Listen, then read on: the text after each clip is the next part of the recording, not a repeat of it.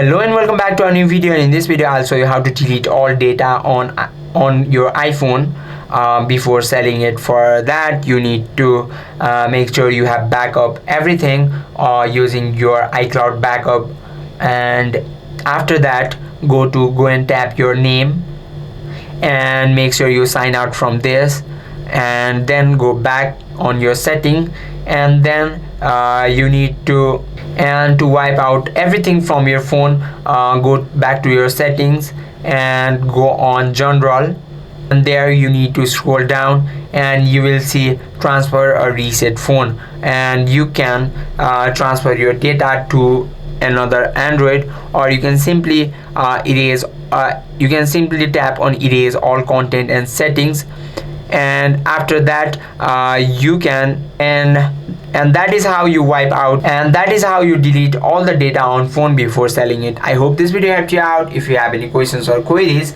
just let me know in the comment section. Thank you for watching.